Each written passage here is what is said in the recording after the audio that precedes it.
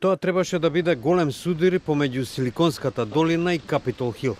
Но многу очекуваното сослушување на извршниот директор на Facebook, Марк Закерберг, не се претвори во конгресна тепачка и покрај отворените предупредувања од републиканците и демократите.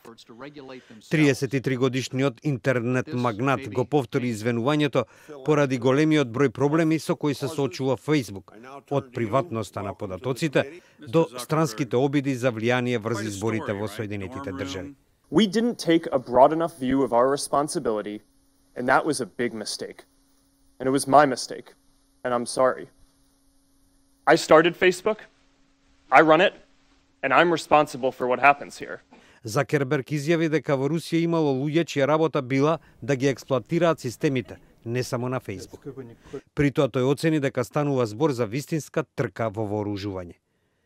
Facebook планира да вработи над 20.000 луѓе до крајот на годинава, кои ќе бидат ангажирани врз отстранувањето на ваквите појави.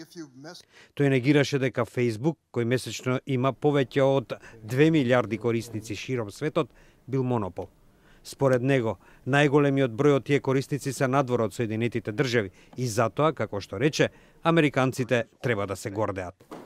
Нарече си 5-часовното сослушување на кое се појави со темен костум и вратоврска, наместо неговата типична мајца и фармерки, тој изрази подготвеност да соработува со конгресмените во врска со натамошното законско регулирање на социјалните медиуми.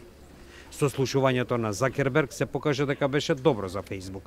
За тоа време, акциите на социјалниот медиумски гигант го забележаа својот најголем еднодневен процентуален профит од април 2016 година.